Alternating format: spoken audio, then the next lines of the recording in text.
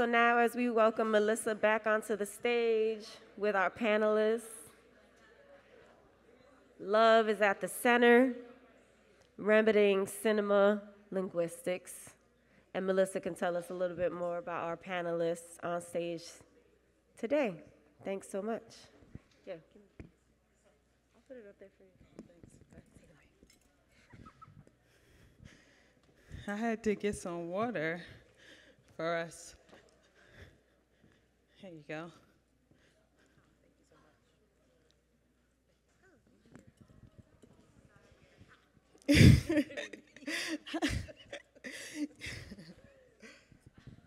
How's everyone doing today? Oh, amazing. I'm going to expect you all to interact with us, so I'm just that kind of person where I really do love to have, the people come and express themselves, professionally speaking.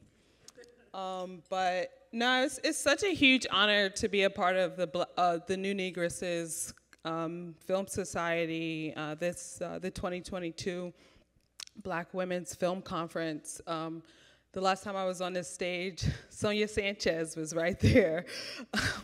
And it's such an honor to return and just be within the same presence as so many great Black intellectuals and artists and curators that I admire. And then to be asked to moderate a conversation specifically on film criticism, it's such a needed discussion, and I really do believe in just the critical aspect of what we're hoping to, really discover and discuss together. To talk about Love is at the Center, Remedying Cinema Linguistics, which is a mouthful of a title, I understand that, but what kind of came to me in addressing it was just whenever I get to read about or read from Black women authors, what's at the core of a lot of their writing is often this passion and love kind of expressed for the Black women subjects that we're reading about or the filmmakers, and kind of coupling that with the idea of the impact that film criticism has had on sort of the history of Black cinema, really dating back to Oscar Michaud and just films of the 20s as well as the 70s. Also the impact the lack of film criticism has had on so many wonderful films and filmmakers who weren't really able to excel. So that's pretty much what I hope to really talk about today. And then, to be able to invite such, just geniuses within the field. It's a fantasy come true, a fantasy goddess class. That's what Terri called it.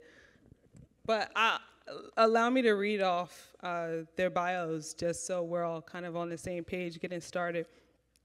Dr. Terri Francis is the author of Josephine Baker's Cinematic Prism, a study of La Bakery's pioneering contributions to film history.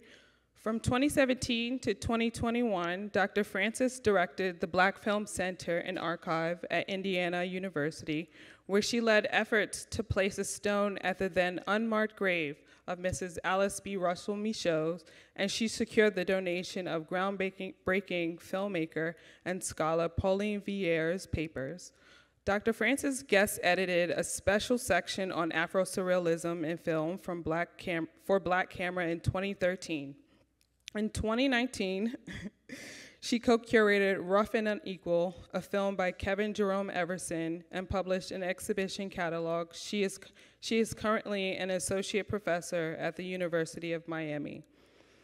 Dr. Samantha Sheppard, doctors, all doctors.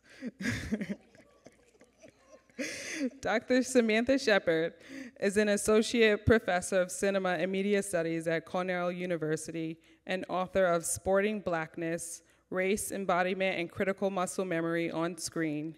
She has published essays in academia and popular venues such as Film Quarterly, The Atlantic, Flash Art International, and Los Angeles Review of Books, and been featured most recently on the podcast American Prodigies and Turner Classic Movies, where I discovered her. She is currently working on a co-edited collection dedicated to Kathleen Collins's plays and screenplays, as well as 2 book projects: The Basketball Film, A Cultural and Transmedia History, and a black hole, Phantom Cinemas and the Reimagining of Black Women's Media Histories. Last but certainly not least, Dr. Salamishah Tillet is the Henry Rutgers Professor of Africana Studies and Creative Writing at Rutgers University, Newark. A scholar, writer, and activist, Professor Tillet was awarded the 2022 Pulitzer Prize for Criticism this year for her work as a contributing critic at large for the New York Times. She is a prodigious community organizer, and she is the director of the Express Newark, a center for socially engaged art and design. Engaged art and design art at Rutgers. Co-founder, along with her sister, of A Long Walk Home, an arts organization that empowers young people to end violence against girls and women, and is a founding member of the Black Girls Freedom Fund. She's the author of In Search of the Color Purple, the story of an American masterpiece, and is completing the book All the Rage, Mississippi Got Damn and the World Nina Simone Made, for which she was awarded the 2020 Whiting Foundation Creative Nonfiction Grant. Welcome all our panelists. Wow, it's such a pleasure to have you all here. How are you all doing? Good. Lovely. A little overwhelmed, kind of, not overwhelmed, maybe full of feeling. Just kind of listening to Madeline Anderson and, I don't know, just the togetherness is, this is my first time at the house in 3 years, going to a conference. So I think I'm just processing that. I think it's always just special to be in a room full of Black women. Personally, I can never take that feeling for granted.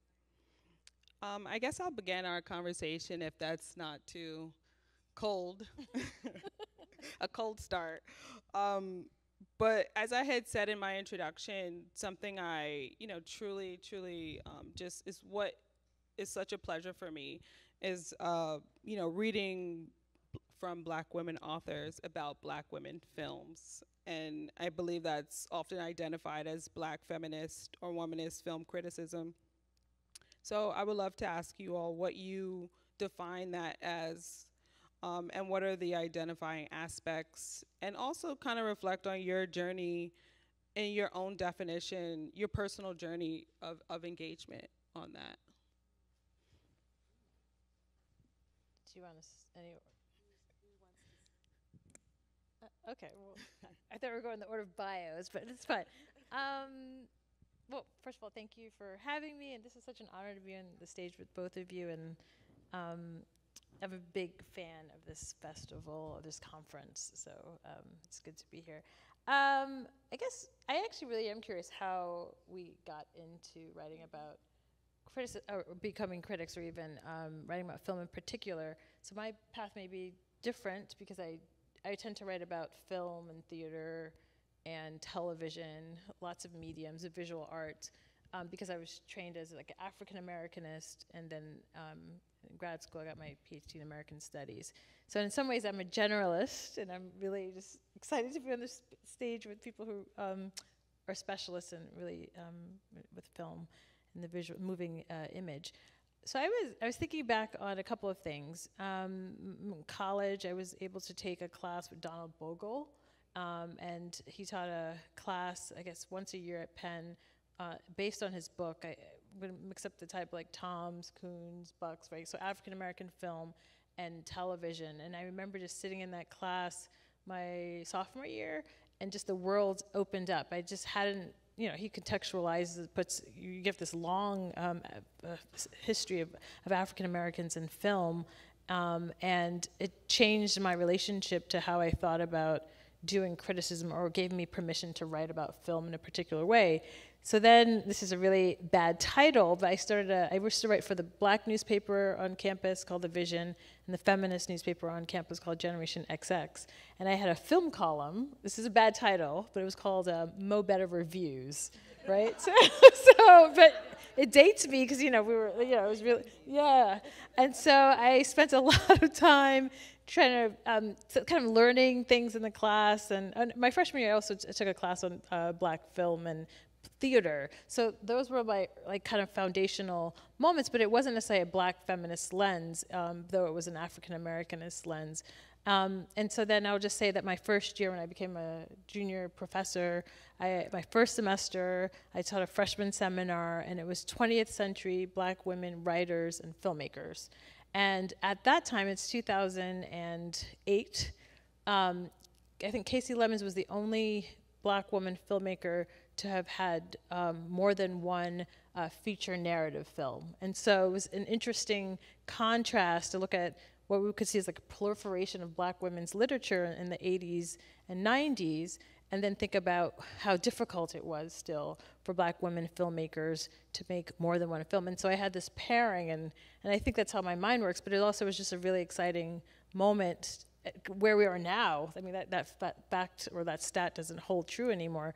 But it was important for me to look at how the black women filmmakers had the similar struggles to those early 20th century black women writers in terms of topics and censorship and access. So that's kind of my way, I think, of getting to writing about film more consistently. I get caught up when I listen. I'm a better listener and writer than talker, I think. But talking is my job today. So I'm also good at doing my job. I first off want to thank Melissa for inviting us, and this has been such a great day, and that's part of, my mind is just kind of swirling. I actually was an English major, and it was the study of literature that taught me to value creativity, and that writing about it was engaging it and caring for it. So I think I first learned to love words and love literature, I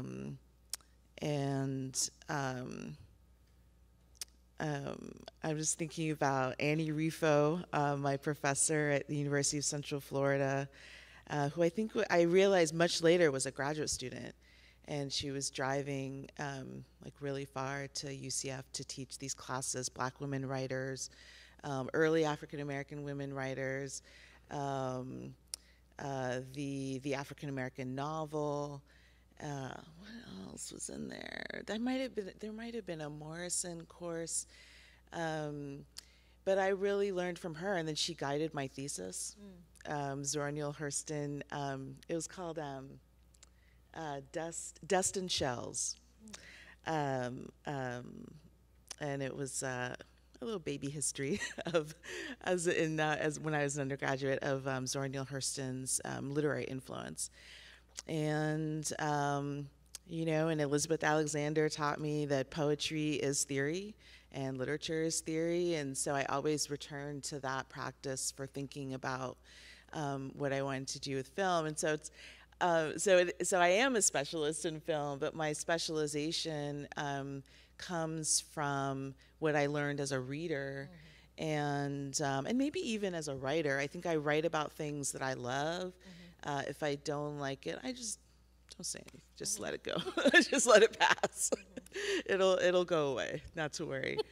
And it's a real act of devotion and documentation. As I've kind of advanced in my career, documentation, making sure we have the papers, making sure we know where this came from, where it belongs. Lineage has become very important to me, and is almost a ritualistic part of my writing. I like to write about what I love. Yeah.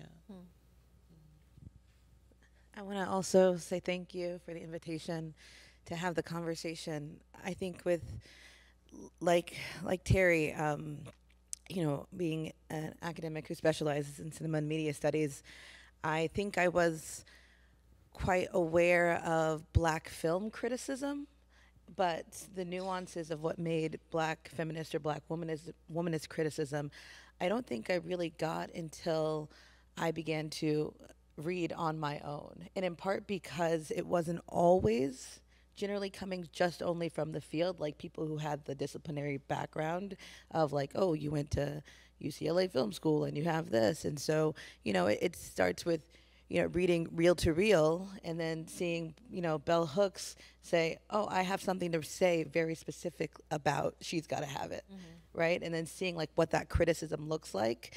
And at first trying to figure out I was working on a book on sports, and through that book, the chapter that's dedicated to women in sports, or specifically to women in sports, I was reading Michelle Wallace, and I was just so moved by thinking about Black feminist creativity that I was like, you have to start working on the projects that you both enjoy and that you can do well and that are also needed.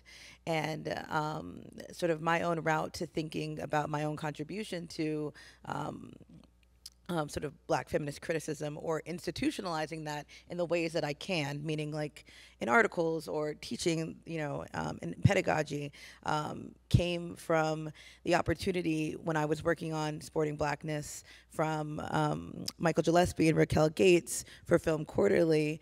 They have a absolutely amazing special issue called Dimensions in Black, and they said, write the thing that you don't have time to write. And I said, well, I want to write about Leslie Harris, but I don't want to write about Leslie Harris's phenomenal film, Just Another Girl in the IRT. I want to write about the film she couldn't get made, I Love Cinema. And I think it's still really important to talk about this film that had a Kickstarter campaign that she tried to visualize and talk about it in terms of Black film, but in terms of Black film ideas. And that's when I saw this is also the work that is similar to the work that was really inspiring for me to read when it came to other critics who were writing about things in the contemporary moment, or in their contemporary moment. So thanks, Michael. Thanks, Raquel.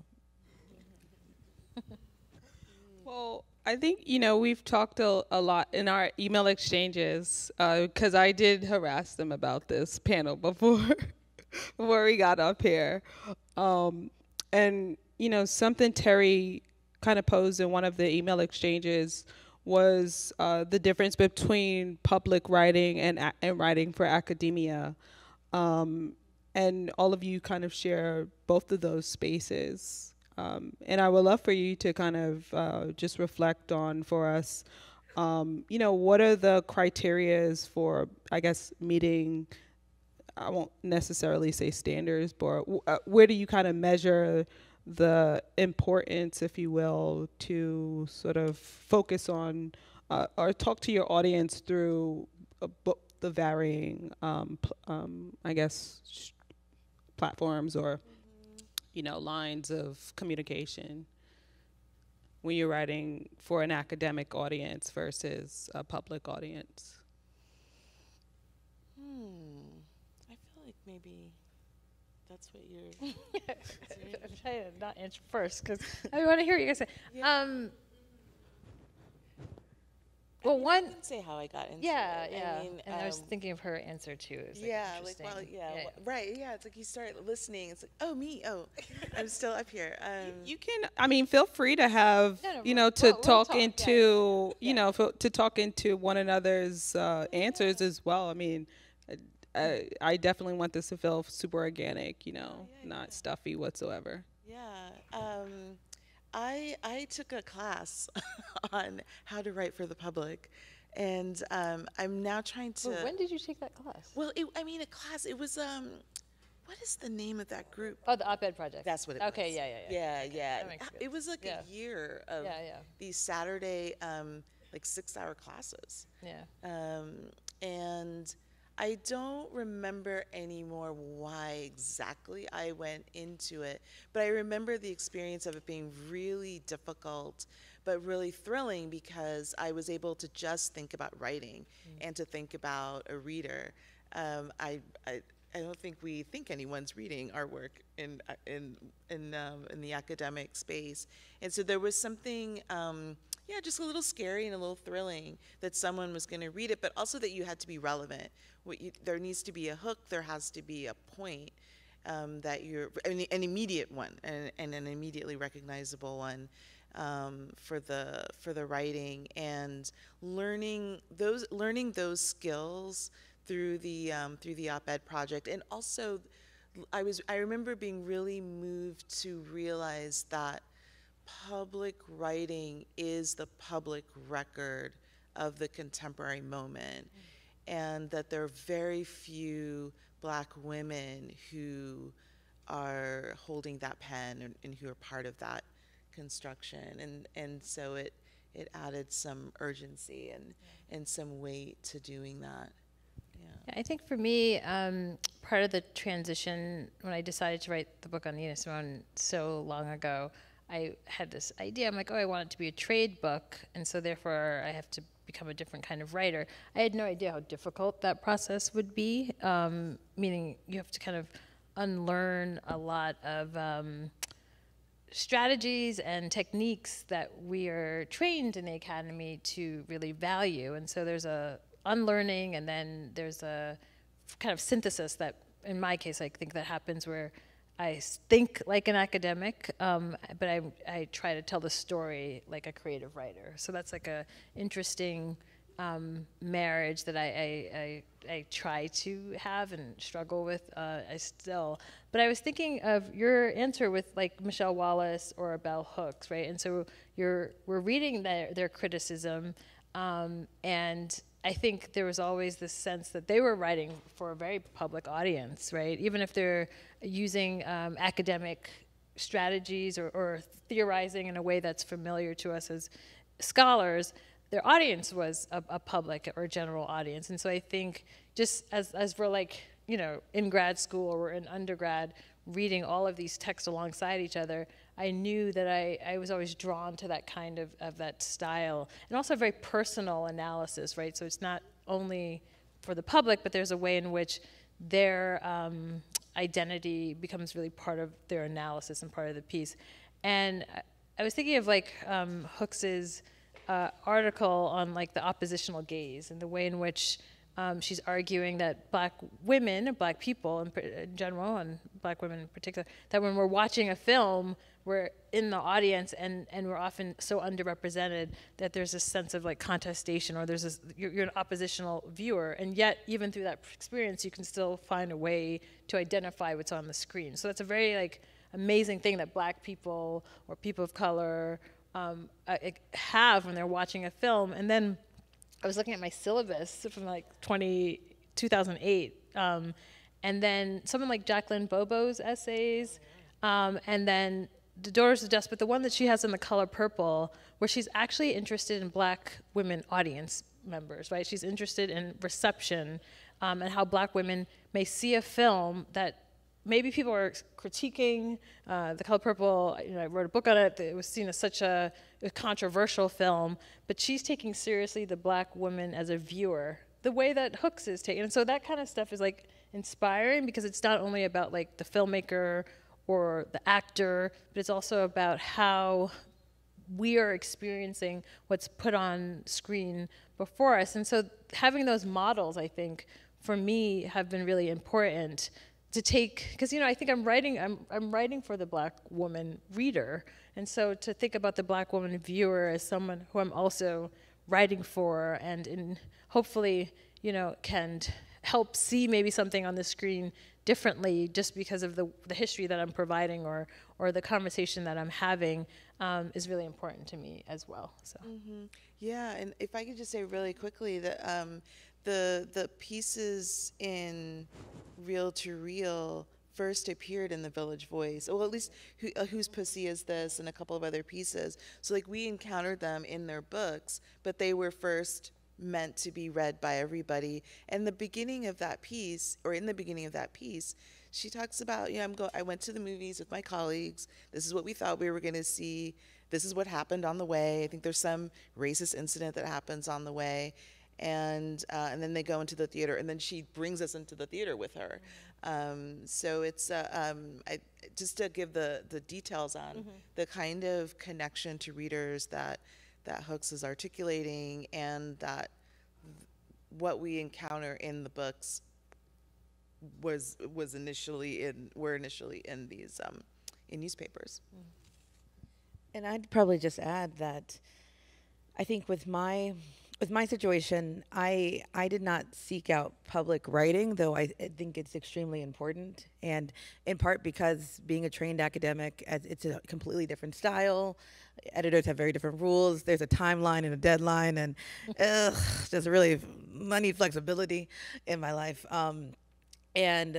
But I was reached out to by this fabulous editor at The Atlantic to write about Hale County this evening. And like, do you want to do this? And I thought, what a great opportunity, because this is a great film. And that sort of just turned into something would happen, or do you want to do this again? So I'm not like on their like regular payroll, but I've written for them a number of times up to my final piece on Sidney Poitier after he passed. And I think part of that writing, as you all have pointed out, is the writing that we know a lot of people will read, and it's digestible in the sense of the length of it. But I still also really think that it's super important to bring this kind of public awareness into the critical writing that we may do for the Academy or for teaching, because so many great filmmakers are coming into our classrooms, so many content creators or multidisciplinary artists, and it's so significant to be able to say, this is really good criticism. This criticism is still really, really exciting, or you can write with your own voice and still, be well researched and provide context and historical framing, but that we also need those articles, because we need to be able to teach that. We need to be able to teach the short form and the long form. We need the deep dive, and we need the conversation opener. And so with me, it's been a really nice opportunity. Though, like I said, I like writing, but I more love this little chit chat. So if I would love somebody to just be a transcriber. But this has been, yeah. Toni had a transcriber, I think, later in her career. It's a possibility. Hashtag goals. Yeah. I would love for you all to reflect on this concept that I keep circling, which is remedying cinema linguistics. And I mean, where I kind of wanted to associate cinema linguistics together is not just what we're seeing, but the language of writing about cinema. And I feel like a lot of that has been constructed by the dominant, white presence in publications. And I do feel like because of that, there was a lack of cultural understanding when writing about a lot of the films. Case in point, Ganja and Hess. Bill Gunn had the experience in Cannes where he did not receive a single review for whatever reason. I mean, I'm sure we know why. But, I feel like the work that you all are doing now has really rectified the experiences of the filmmakers from that they've experienced in the past, and really has helped filmmakers today feel seen, feel gratified in their experiences. And I kind of want to maybe just, is that something you would agree with, that you're a part of kind of contributing to a sort of healing through your writing that you're giving your audience? That's a tall order to bring the healing. I mean, I feel healed when the fact that there is a book about Josephine Baker. Yeah. I mean, yes, because when you think about her story and you think about this journey, and I did just watch a documentary, so she's fresh in my mind. But you think about her story. I love her. Absolutely. I think there's an aspect of what you feel sometimes you can do with the work. So I wrote a small piece on Casey Moore for the DVD for Bless Their Little Hearts. And I never realized how actually grateful I was as well for the experience. She passed this past year. And it was something to see so many, this is gonna sound kind of maybe just odd to say, but so many obituaries about her, because I felt like this was a woman who 3 main roles were in 3 LA Rebellion films, Bless the Little Hearts, Daughter to the Dust, and Killer of Sheep, right?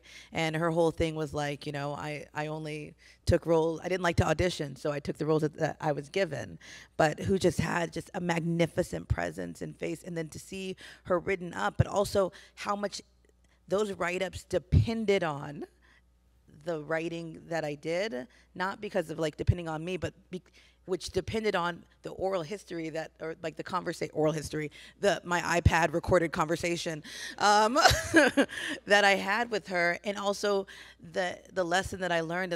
I told myself, oh, I have some other things I want to ask her, and I'll ask her some other time, because I'm going to be working on a book on Black women's media histories, and so I'll get back to it. And so the lesson that I learned, but also how really significant and important it was that there is something more written about her than these very now quite, you know, major obituaries, which is great. It's a New York Times, Washington Post, et cetera. But like, there's more than just her death being recognized, but her career, like what she made that film. She is the beating force of that film. And so it's in that sense, I think that's part of trying to put love on a character and love on a person in the one of the few ways that I can, as a person who doesn't make films but can write about them. Yeah, I mean, I'm kind of curious what decisions you're making as you approach your project about Nina Simone. Oh, that's a good question. I was thinking, I'll get to that. I was thinking of this question of healing. I mean, it relates to Nina, but I was sometimes, you know, what may seem like not a light piece, but I would say like an interview or a profile, actually does a lot of recuperative work, because Black women actors or filmmakers are so invisible, right? So this is the work that all of us have been doing, either through kind of going back to the archive and spotlighting or highlighting, or engaging contemporary artists today. And it's gonna sound random, but it really was kind of moving. So, you know, 25th anniversary of Boomerang. I'm like, oh yeah, like, you know, in my mind, I remember like watching it, right before I went to college, listening to the soundtrack, had so much nostalgia around. I haven't seen the film since then. Watched the film again. I'm like, oh my God, there's so much challenging stuff here. But it gave me the opportunity to write about Robin Givens, who I really actually did, you know, like from Head of the Class, and then also from just watching her with Mike Tyson, that Barbara Walter interviews. So you write this piece, and I end up focusing on what, you know, Robin Givens and how she her character kind of becomes an archetype that hadn't really existed before. And then she reaches out, and we have a really cathartic conversation, because for her, she had been so maligned and basically left the industry, right? And so much of that was like the backlash around Mike Tyson. And I was like, you know, it was a really cathartic, healing moment. She didn't know that I was a young kid watching her talk about domestic violence, and that impacted how I understood her legacy. And then, you know, and so there are these ways in which I think telling the stories of Black women as artists, and I'm really insistent on valuing them and their creativity and their lives and their contributions, is really like a cathartic thing for me, but also can be for the artists themselves. And it would seem like, if you read the article, you may be like, oh, okay, like it's cool, she's writing about Robin Givens, but for her, it was being seen and understood, and a healing moment from 25 plus years ago. So I think the work that we do really can, in small and big ways, impact, because we're talking about women, Black women, who oftentimes are just misunderstood, put aside, not given the kind of stamp of approvals of being auteurs or geniuses, like you said at the beginning. And so I think this is partly why, a big part of why I do the work, is to just show like their brilliance, and that's already so obvious if you have a particular Black feminist lens. So. Yeah, I mean, I definitely, that was a clear goal of mine. Some of the criticism I read about Josephine Baker didn't make sense to me, since I already saw her as brilliant, luminous, a risk taker. Wow, she went to Paris by herself, you know, not quite by herself, but kind of. She didn't speak the language, and she's in this show, and then becomes Josephine Baker. How do you do that? That's an extraordinary woman. Yeah. Why are they talking about her like this? What's going on? And by they, I mean, in the, you know, when I first got interested in her, I had seen some footage of her in an archive in France, and a lot of the writing was in terms of how she catered to, benefited from, like a white, racist, colonialist fascination with her.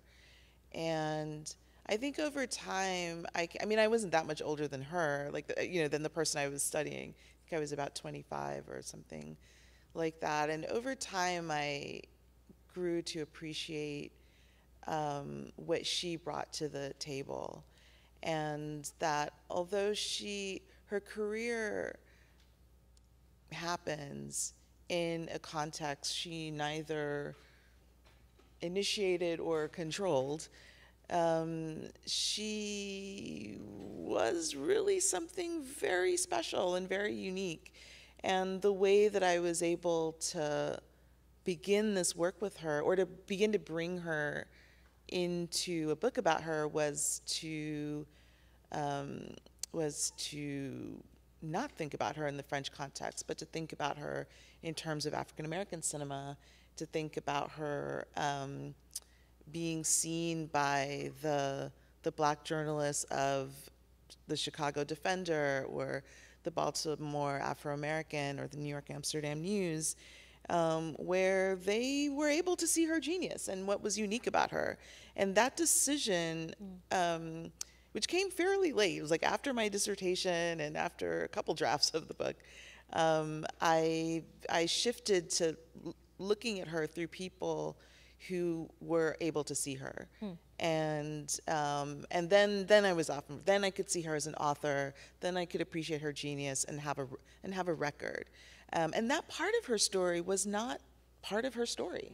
The whole American part of Josephine Baker's stardom was the nothing against which the Parisian stardom was measured, right? That's why she couldn't have become who she was, you know, if she had stayed in the U.S., and maybe she couldn't have, but she was not nothing.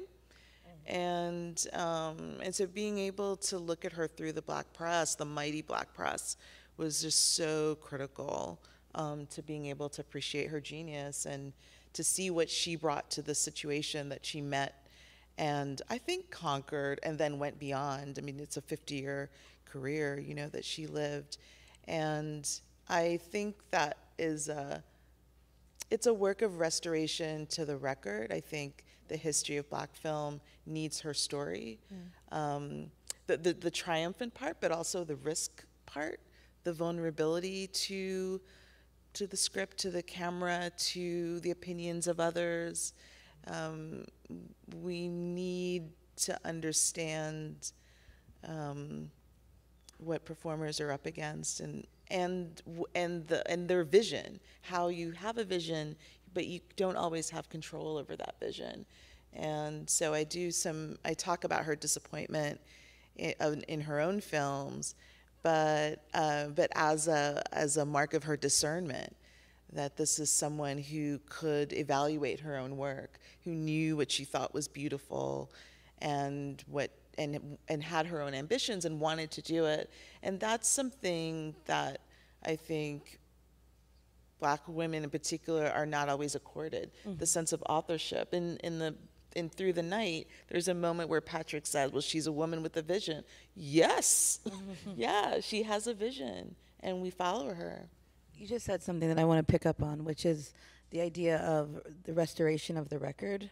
And I think that one of the, and this is to your earlier question, Melissa, about language and collection and collectivities.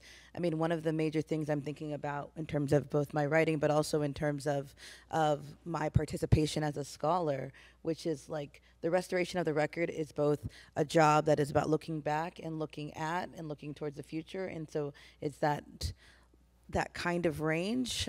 We had brought up, we need to mention, there's, in 1976, colleagues of ours are vivifying, again, this 1976 Sojourner Truth Festival, which is allegedly the first Black women's film festival that was here in New York, that gave Woman of the Year to Madeline Anderson during the festival, and trying to go back and restore these records that exist in these very small ways with these 16 filmmakers who were gathered. That's being reimagined in Chicago with Allie Field and Haley O'Malley and Yvonne Welvin and Sisters in Cinema and a few others.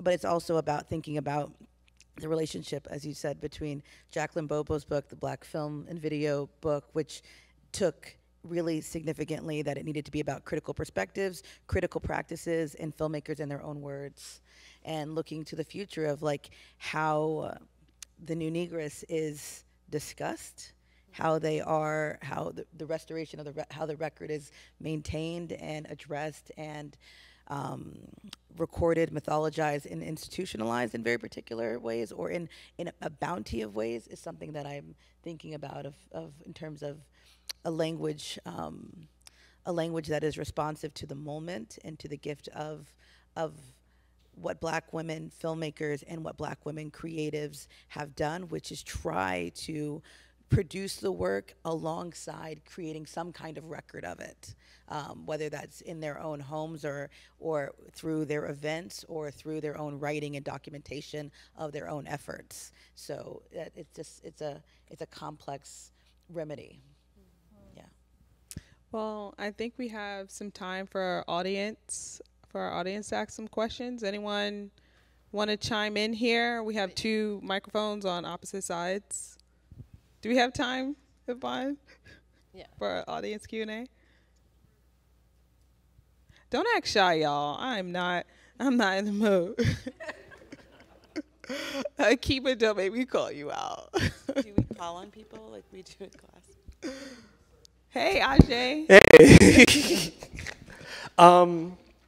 Amazing panel, amazing day. I'm overwhelmed. This is incredible to hear as someone who wants to get into film crit and is a filmmaker and an archivist. But I want to pinpoint on something about the unmade film, especially talking about writing about Leslie Harris's like unmade film, the one that there's no restoration to be made because there's no footage there. And I think about the Ghost film. I think about the film that was not made, that there's no footage there's nothing to restore. But I think as a filmmaker, the knowledge that those films were even in the thoughts, in the heads of Black women filmmakers going back to the dawn of cinema, it haunts me. Even my mom, like sometimes I talk to my mom and she's like, yeah, I was gonna do screenplay, and I'm like, what? Write it on a napkin. I want it. I need it. I would like to know when there is just a specter of a film, but we have knowledge of it existing, and there's no chance for restoration of a tangible product. What do we do with that? Because I feel like for a lot of us, for Black filmmakers who know, for Black women filmmakers, for Black queer filmmakers, I feel like we're in the room with things, we're in the room with people, and we have to, especially being in our 20s and being in our 30s, we have to cater to, but I'm relevant. right? I'm like, y'all, I don't care about that old stuff, but like they're in the room, they're in the kitchen with us, and yeah, I'd like to know, as critics and as filmmakers, what do we do with the ghosts that weigh on us and want to be made in some way, I feel, or at least want to be talked to? Yeah, that's my question. It's very open-ended, but I just would like to know, y'all are like the smartest people I think I've witnessed in a while, so this might be a good question to pose to y'all. That's really a great question, first of all. So thank you. I mean, that is the topic of the article, which is, I mean, I think the first thing you do is learn from Black film past, which is fragmented, which is assumed to be lost. But just because there is a void does not mean there are not contents. And I think in redefining what we think about what film is, and we can see that in the ways that we've expanded our understanding of film to include all different kinds of digital manifestations, short and long form, pieces and scraps. We're, so excited when we see something good, Negro Kiss, because we've got pieces of cinema. So because of that, we can then talk about those pieces and those fragments. So part of thinking about Black film ideas as ghosts are really important, but you are haunted. So it's a ghost story. Tell the story of the ghost. So talk about the fragments. I Love Cinema I'm not talking about a fictional film, but I am talking about a work. The work is there. It's a Kickstarter campaign. It's these campaign videos that were, and the idea that it was going to be starring Jennifer Williams from Basketball Wives and Malik Yoba. Like, it's about a film professor who's obsessed with Josephine Baker and Fellini. Like, you can't tell me that film's not real. So I think you first deal with the ideas, and you also have to do a recuperative work, maybe not a restoration, but a recuperative work of Black film ideas, the spec script, the screenplay. I think we have a lot of great curators and archivists who would tell you so many Black women writers who were literature writers, Toni K. Bambara, June Jordan, Audre Lorde, wanted to use film. They wrote scripts, they wrote treatments. Those things are things you can discuss, you can talk about, you can imagine, and you can riff off and create homage in your own work. So you don't have something that does not exist. Ghosts are real. I don't watch horror for that exact reason. So let them haunt you, let them sit beside you, and then work your way through them. But the fragments is film history, and it's definitely Black film history, and that's why we have to work with the pieces so that we can talk about, that's why the book's called A Black Hole, because it's whole W/HOLE. It's a part of a whole. So when you go into a black hole, it's not the absence of everything, it's the presence of all too much. Somebody get me the transcript so I can put that into the introduction. Yeah. I really am enjoying listening to you talk. That was just really, really, really important theorization. Yeah, no, that was just really important what you just said, Sam. And I've written about work that is non-extant. I wrote an article about the 1950s Jamaica Film Unit, which was an educational film unit that was directed by Martin Reynolds, who kind of used it for more than what it was supposed to be, and he saw it as a chance to have Jamaican independent film, he made over 40 films, or the unit made over 40 films, but I think it's been a while since I wrote the article, but I think only 6 or 7 of them exist. So I set about looking in the newspaper and the Jamaica Gleaner to see if I could find traces of these films, and it started with just the Jamaica Film Unit. It started with starting to meet people who had previously been in the unit. What do they remember? What do they think they kind of remember a piece of? Because one of the exciting things about our field is the mystery, all the unknown. I think of our archive as one of the future, that it is for the 20-year-old and for the 10-year-old. It's for younger people to discover, but it's also about not knowing what we're about to find, what's about to come back. That the Something Good Negro Kiss that Sam mentioned You know, it's a film from 1898, but it's also a film of 2018, because when it returned in 2018, people really embraced it and made a new film out of it by adding Barry Jenkins's, or well, Nicholas Britell's score for If Beale Street Could Talk, called Agape, to the film, and it circulated, you know, like fire, like a hit movie, this hit 34-second movie. So that is, so there's, and I mean, did we know that was coming? We didn't know that was coming. We didn't know we were missing it until it was found, and then there it was. So I think that's, I think we have to. I know I've learned over time to approach our work with a sense of contingency and expectation of the unknown, that we don't, whatever it is you think is the first, now I've started to say the presumed first, because there might be something in the Schomburg or in their vaults, I forget, upstate somewhere, that just hasn't been labeled for a while, or, you know, something you just don't know. So just, I guess another way for me to answer your question was going back to that like syllabus that I had from 2008 with those, and I was thinking, you know, in that class you were reading like, or watching Doors of the Dust and Watermelon Woman, and I Like It Like That, and comparing them to these early novels like Passing, and I don't know if Plum Bun was on it, but these really early, and trying to understand, you know, what are the conditions that make it impossible for the ghost, that make it possible for the ghost film to exist, or make it impossible for the sophomore film or the second feature to live in the world. And obviously these are a number of conditions, or, you know, racism, sexism, economic censorship, all of this kind of working at the same time, making it so difficult. It doesn't make sense, right, that Julie Dash didn't have it. You know, like, these are ridiculous statistics. She didn't have a second film. And so I guess for me now, and this is going to your question, like, you know, about decisions you make when you're able to write for a public audience. And I've been pushed, I think, a lot by Yvonne Shirley here to think about the short.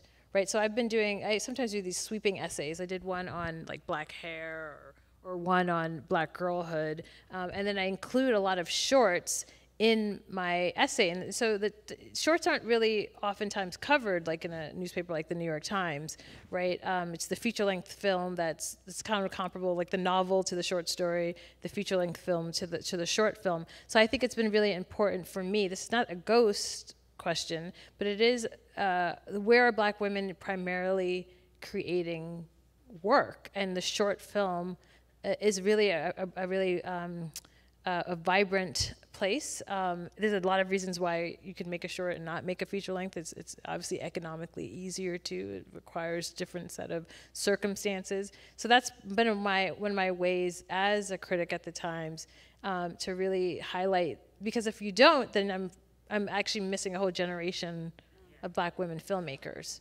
And so that's a priority of mine. And you kind of have to, you still have the lead of the feature film, but there's a way that you can kind of say that they're all equal, right? Even if the length of time is different, that the political meaning and the aesthetic value are all equal. And the intervention that they're making are in conversation with each other. And then oftentimes, you know, we're lucky, we're seeing a lot of these women who made these shorts are now getting feature films, right? So that's also exciting to see if you've been following their work. Oh yeah, I know this, and now I can see this. So that's kind of one of my value systems, or one of the priorities that I've been holding true to, is to pay attention to the short in a long piece in the Times, so. Well, we just have a few minutes left, unfortunately. I mean, I'm just in awe completely, and I just love hearing all of you speak. I could stay here forever, really, but I guess we can't. Don't hate me. Don't hate me. Oh, I know, but since we only have like 2 minutes left, I would love for our panelists to sort of help us along our journey and maybe give us some advice as far as, you know, continuing to build on. I'm going to take the last question, I'm sorry. I'm sorry. Basically, long But story can we take her question and your question? Can we take Okay, okay. yeah, we can do both. I just Okay, feel like okay. Sorry about that. It's sort of real quick. I'm sorry. No, don't apologize. I wanted to know, was Josephine Baker ostracized in Hollywood because she refused to bend to their will and she stayed true to herself? I feel like the answer is in the question.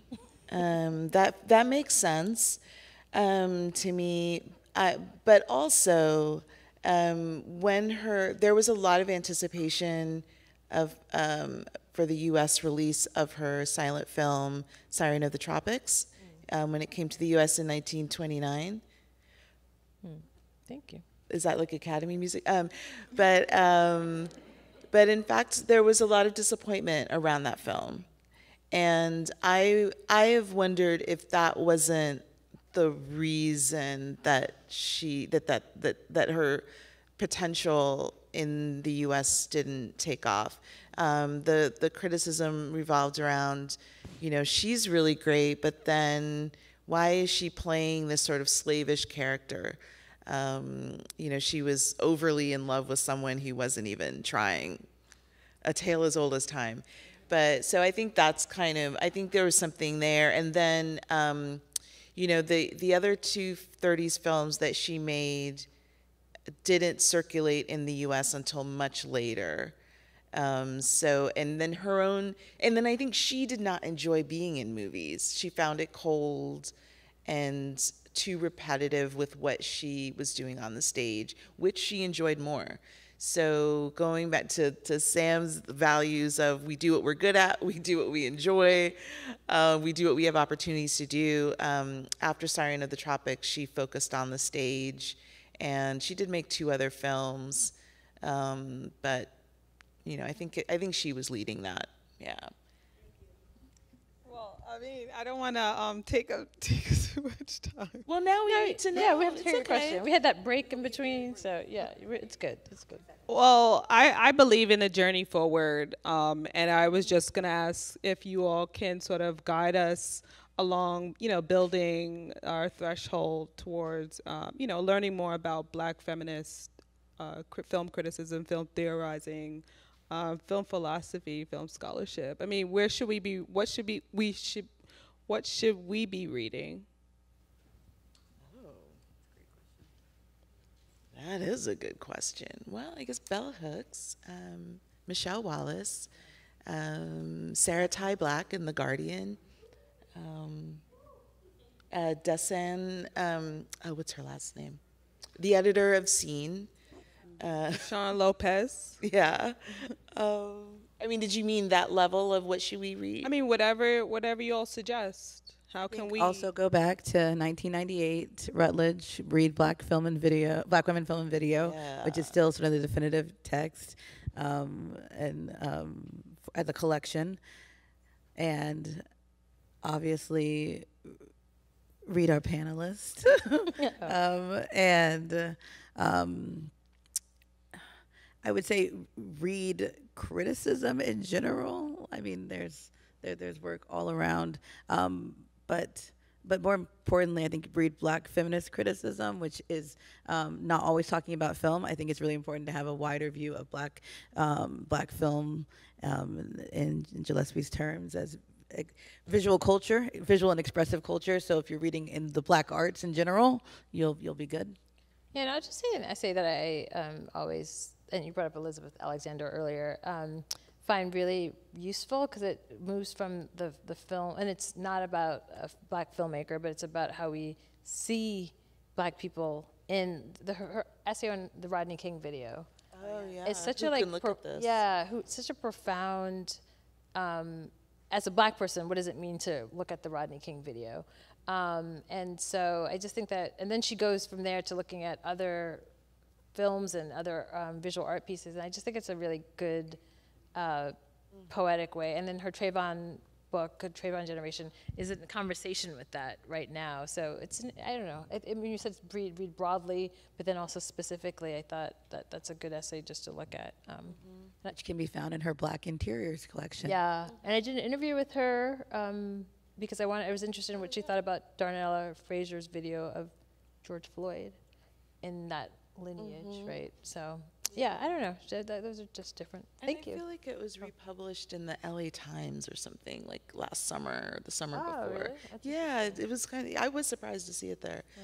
But yeah, that's a classic from the 90s that's Yeah. still kicking and really bringing a lot of insight. Yeah. Yeah.